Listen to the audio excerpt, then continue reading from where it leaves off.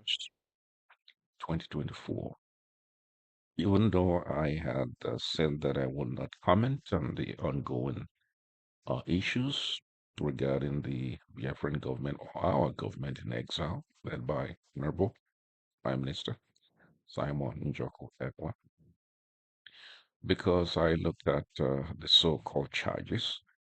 These are all trumped-up charges that Nigeria made up. That's an example. Money laundering, terrorism, what have you not. So these are charges that Nigeria cannot defend. But definitely, since they are the ones that provided documents, as an example, or the evidence, they have to be in court to defend that. And when you're in court, of course, you bring up your evidence and you bring up witnesses. And these witnesses are also going to be,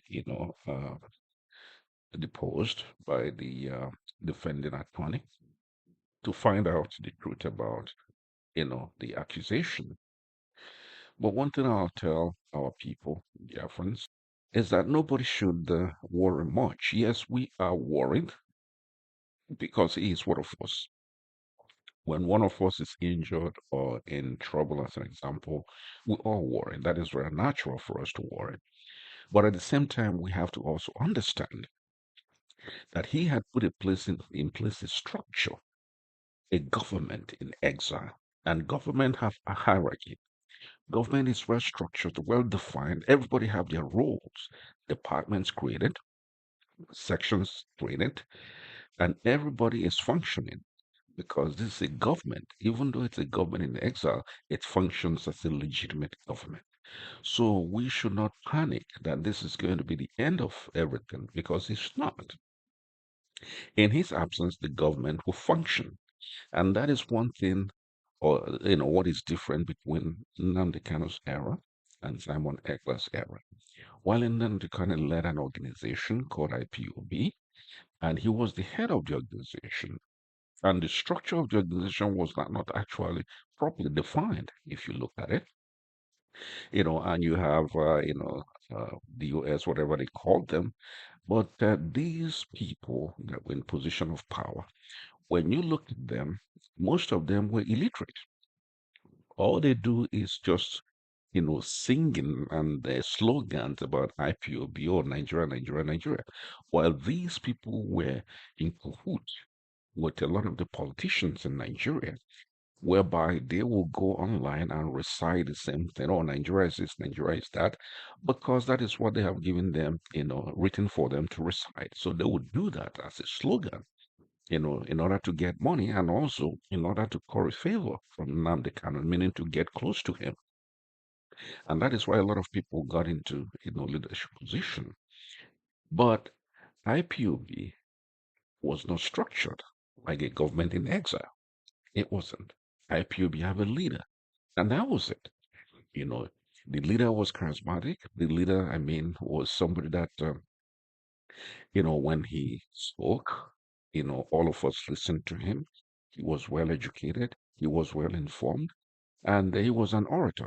But outside of that, there's no one else until Simon came along with his analysis and things like that. So we should not worry. There is government in place. There is continuity. And everything that is being done, now will continue to be in the future. It's not going to be, an end to it just because, something has happened. Now, the Biafran government in exile is a functional government. It's structured like any other government in the world. It has departments with full responsibilities like any other government on earth. The line of succession is present, which ensures continuity. The Republic of Biafra from 1967 to 1970 was a well-structured government with General OJUKWU as head of state and General EFIONG as deputy. If something had happened to OJUKWU, as an example, during the war years, naturally, EFIONG would have succeeded him as head of state. So, there is no confusion there, because the structure is in place and everybody knows their role and everybody plays their role. And that is how the Biafran government in exile have been structured. If you look at the government in exile as an example, and different people in different positions, of authority in order to serve the people, So these people will continue to function. The departments will continue to function. It's not going to be the end of the world. So, we have to take, solace in knowing that, naturally life goes on. But at the same time, whatever happened, it's a trump up charge. Nigeria does not have any hard evidence. What Nigeria did was to cook up evidence, as always, because Nigerians are fake and the government are, untrustworthy and they are criminals. That's all they did. Because if you look at it, it's the same charge that Bola Tinubu, faced in America, where he forfeited $400,000, and everybody's saying, "Oh, he was not charged." How can you forfeit something? It proceed from drug dealing, without being associated with that. But he fled and went to Nigeria, and all they have done is just try to paper it over that nothing happened. So I want our people not to worry too much, not to cry, not to be, disappointed, not to feel, beaten down, because that is what Nigeria wants to do, to make sure that you lose hope, to make sure that you feel beaten so that you won't have the strength to continue. But what they did during Nnamdi Kanu's time is not what is happening today. We have a functioning government, and that government will continue to function as long as everyone in the position of authority within that government plays their role. If you are in the government, as an example, and you are afraid to function, resign so that someone else will be appointed. If you know that you're not going to be able to function properly because you are afraid, resign. We don't want people who are afraid to run the government. You must be very sturdy. You must be very strong. You run a legitimate government in exile. It's not a criminal organization that you will feel, oh, they may come after me. As long as you've done nothing in your own private life, nobody's going to come after you because this is a legitimate government, and we all have to understand that. This is not the first time it has happened. We have other instances and example that we can look at, and we can draw inferences from that. A good example is the ANC, African National Congress. When the leadership, was incarcerated, Nelson Mandela and others, that was not the end of ANC. No, it wasn't the end. Because at the end of the day, Oliver Tambo, as an example, took the leadership of the ANC, and they were abroad and they fought the white minority government from abroad until Nelson Mandela was released, from jail. And then he assumed, Tambo, he kind of stepped down for Mandela to assume the leadership of ANC. So we have instances. A good example too is East Timor. That's an example. East Timor went through something similar because, East Timor used to be a Portuguese colony, as an example. When they withdrew, Indonesia kind of started administering the island. And when East Timor decided to, declare their own independence, as an example, after the Portuguese, had left, Indonesia invaded East Timor and occupied it. So you have, national leaders that came up. Zanana, as an example, Guzman. He was imprisoned. He was the founder or one of the founding members of the East Timor independent movement, as an example, which is called Frelimo. So, but he was imprisoned. But in his absence, the organization continued because it was a functioning government. They continued until he was released. The United Nations was involved, and he became the head of state or the leader of East Timor that it got gained independence from Indonesia. So there are instances that we can look at and say, look, this is not the first time. And another thing that we have to also take comfort in is that, look, what Nigeria did was to bring up Trump charges and send it to the of course, the European Union. And you also have to understand one thing here. The European Union had to listen to Nigeria because of the people behind them. Nigeria supplies European Union or some countries there with natural gas and also with petroleum, crude oil and things like that. And they depend on the natural gas as a stopgap from what they lost from Russia. So Nigeria have filled that gap. And they look at that and, it's important for them. And they have to at least listen to Nigeria and go through the process. Now, when Nigeria talks about, terrorism, how did he commit terrorism in Nigeria, for example? Was he in Nigeria carrying gun? He was not. Was he in Nigeria killing people? He was not. You talk about sit at home. Was he in Nigeria forcing people to sit at home? No, he did not. And people are not being forced to sit at home at all. So you cannot accuse him of terrorism when he is running a government in exile, a government that is trying to free their people who are being, subjugated. And look, Nigeria doesn't have any leg on to stand on this. It is very clear. The whole world knows that, even from the last election, that the Igbos, as an example, or the Biafrans have been marginalized in Nigeria. The violence that came about. So there is a history that the world knows about. So Nigeria will bring their evidence before the court, and also the Biafran people will bring their evidence before the court. Witnesses will be called. Well, if it gets to that point, witnesses will be called, and it will be litigated. And knowing Nigeria as an example is a lawless country. Everything they do, they lie. They don't have any evidence, that will, they could present everything that they will be presenting to the court as an example is simply made up. It's simply lies. That's what Nigeria is. But at the same time, if you're talking about money laundering, against whom? Where was the crime committed? Was it in Nigeria? No. So if it was a crime, the crime committed in a country, as an example, and let's say, for instance, and that country have to litigate.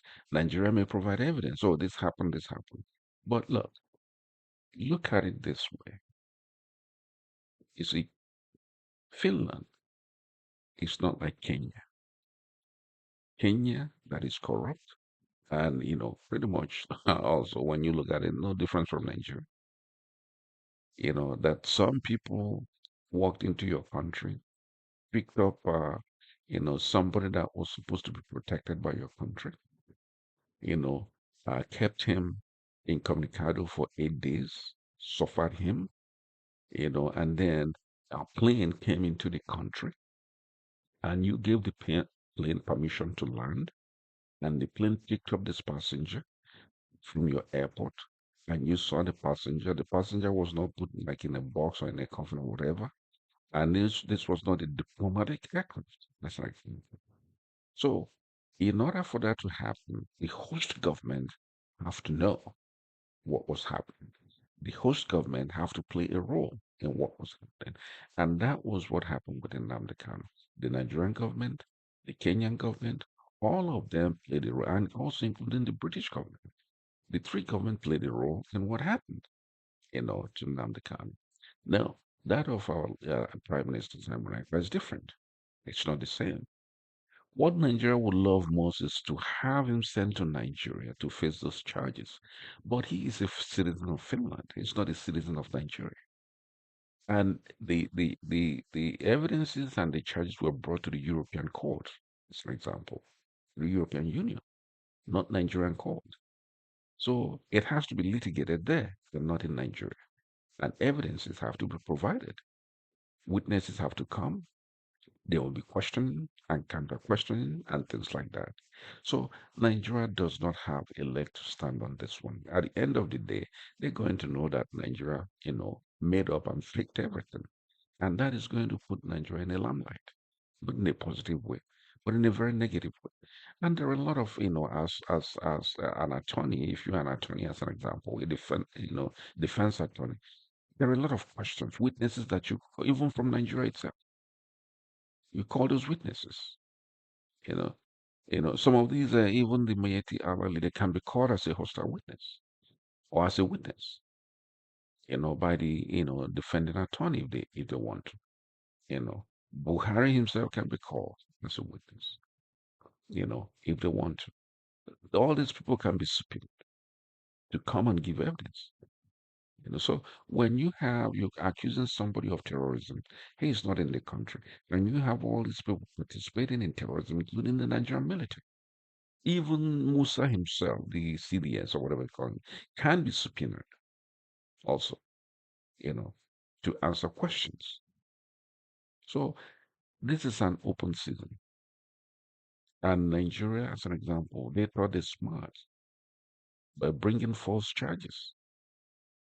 But unfortunately for them, the litigation center is not going to be in Nigeria, it's going to be in Europe. And Nigeria have no control over it.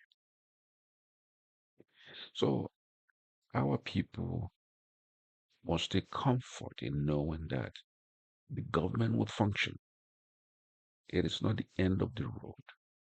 We have to continue doing what we're doing. In fact, we have to double our effort.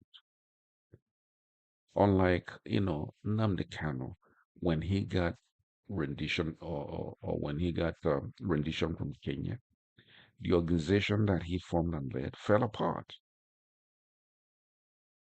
because none of them were ever committed to that cause, to the liberation of Biafra. They were never committed. They were all slogans, just like Nigeria believes in slogans. Nigeria is a place that is void of reality. A good example, you're talking about one Nigeria, and yet the country is not one, and you're not doing anything to make it one. So, this is what Nigeria is all about. It's a fake country. Everything about Nigeria is fake. That is what people have to understand. And, the prime minister, he is on a higher moral ground than Nigeria is. So we all have to take comfort in knowing fully well that, look, this is all trumped up charges and it's not going to hold water. And at the end of the day, we will triumph over Nigeria. If Nigeria could, have him extradited, as an example, they will be jubilating in Nigeria by now. They will be celebrating in Nigeria by now. But they know that they cannot extradite a citizen of a European country to Nigeria. If he did anything, it has to be litigated within the European court, and not Nigeria. And that is where it ends.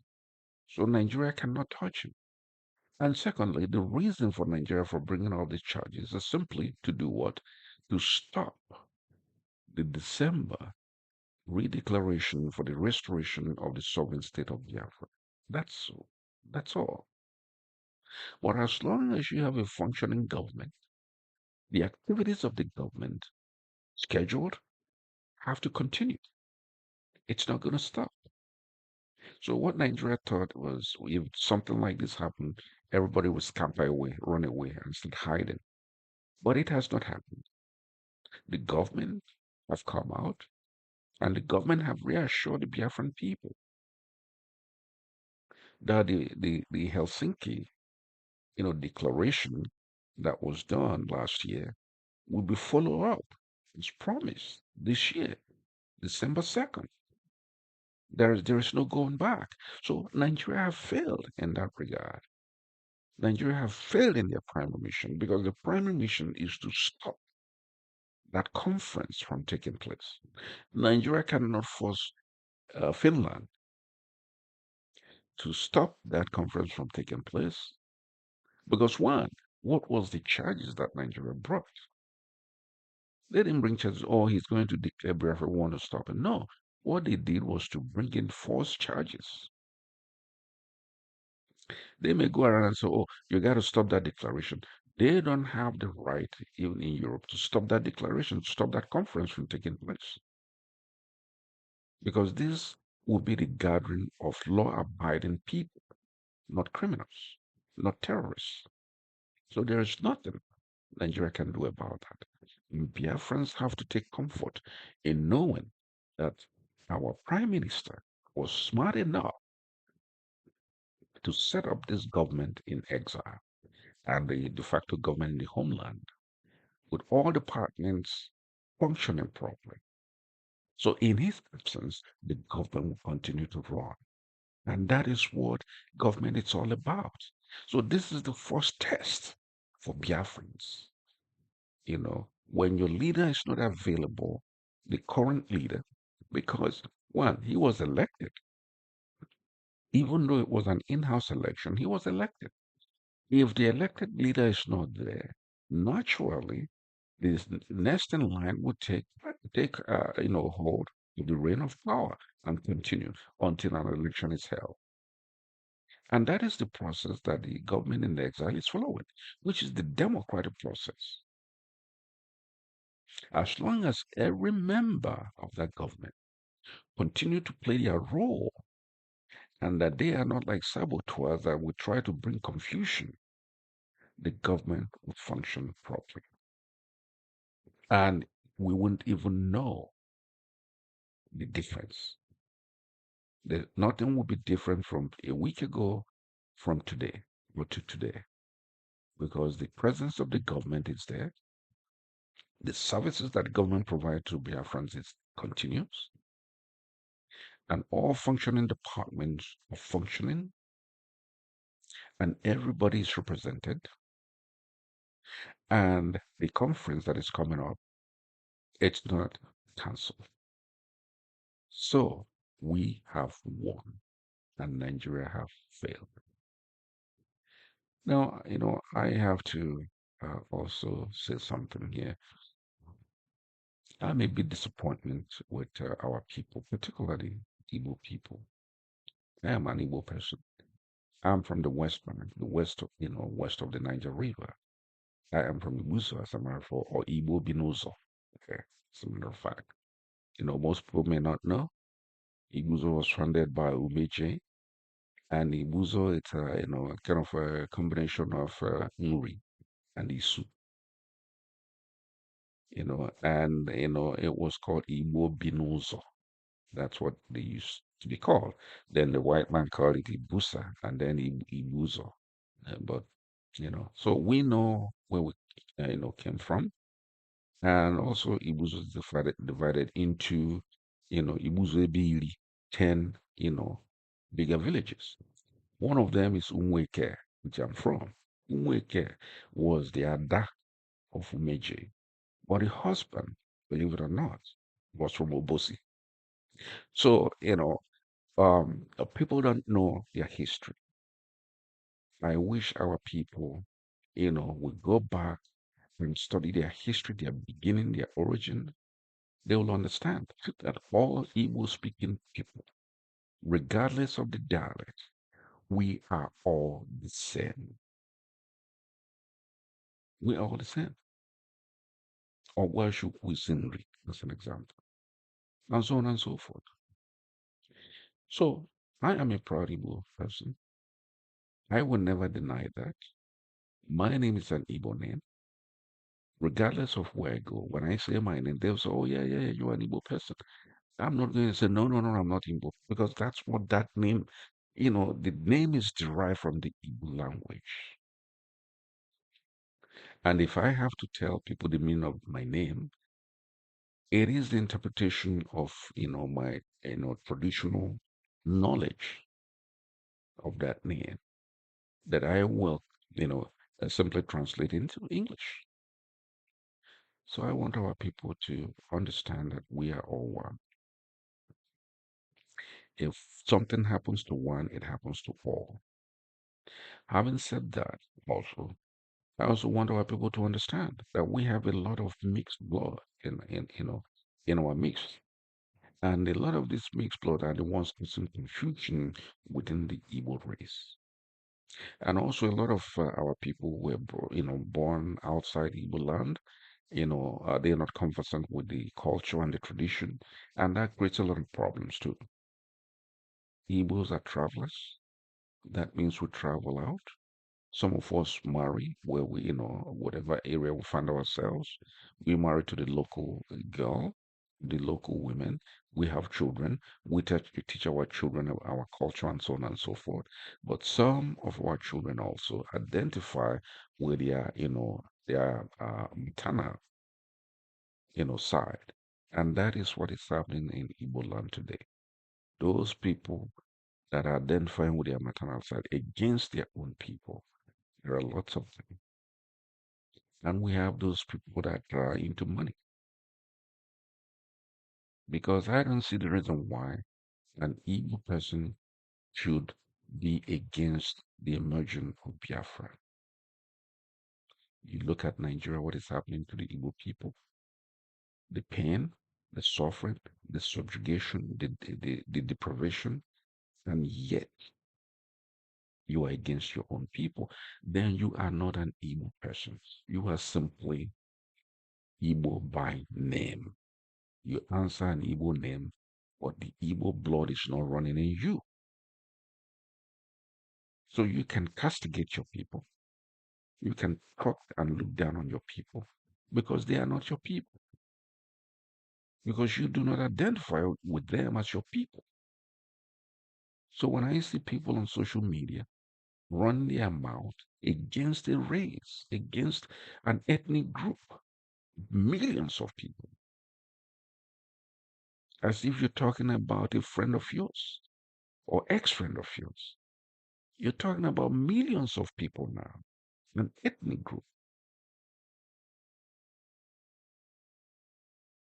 You know, it pains me to see that. It pains me. But, you know, we must not lose hope. Those of us that identify with our Igbo-ness, we have to build the kingdom. We have to build Biafra because that is our only salvation. If you're a true Igbo man or a Biafran person, you cannot live in Nigeria because every morning you wake up in Nigeria, it's like you have a job you don't like, but you only go to that job because you got to pay your bills. You're not happy on the job. You know, when you wake up in the morning, it's like, good gracious, I have to be there today. I don't want to go, but you have to go because you got to pay your bills. That is what Nigeria is to the East. We don't want to be in Nigeria. Being in Nigeria is suffocating. Being in Nigeria is, it deprives you of your natural talent, the ability to develop your natural talent. Nigeria does not provide an enabling environment for anybody to progress except if you are corrupt. So, for my people, we all must hold hands together. No one should let go. And we have to cross that river. We have to cross that desert. We have to cross that mountain together, holding hands together, pulling each other along as one. That is what we have to do now. That everybody piloting the government, everybody supporting the government, everybody advocating for Biafra is a patriot. You are not an IPOB. IPOB is an organization. To tell the truth, to me, IPOB is a criminal organization. I was watching the social media, this morning, and some guy that was talking about Biafra, Biafra, Biafra, he would talk about Simon Ekpa, what they're doing. They got to US. I saw him this morning, pretty much talking like a Nigerian media. How they going to, you know, um, rendition him to Nigeria? How they going to do this? How they going to do that? The crime he committed, and so on. And this is an evil person. I have seen him on social media talking about Biafra, and you thought, oh my goodness, this guy is good. But then, just a little thing happened, and voila, they switched. And that is what a lot of our people are doing. But I want our people to be steadfast, be strong. These are testing moments to test you if you truly believe in what you preach. If you truly believe in what you preach, then the world will respect you. The world will say, you know what? They do believe in it. It must be true. Let's look into it. But if you all despise and run away, nobody's good. They will say, oh, look at them. All this time they've been lying to us.